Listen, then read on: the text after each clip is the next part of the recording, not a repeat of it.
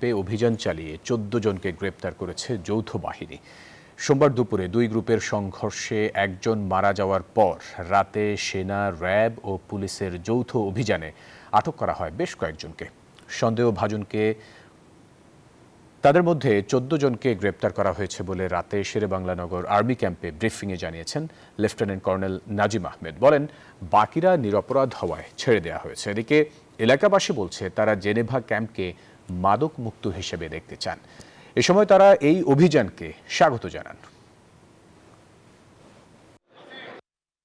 আমরা বাসা বাড়ি কাজ করি, সকালে যাই রাত্রে দেখি গেঞ্জ আমরা ডরাই, আমরা বার হয়ে যাই, রাস্তাঘাট ঘুমাই। আমরা যখন ঝগড়াঝাটি লাগে মারধর হয় তখনই আমরা ভাবি যে আমরা অশান্তিতে আছি।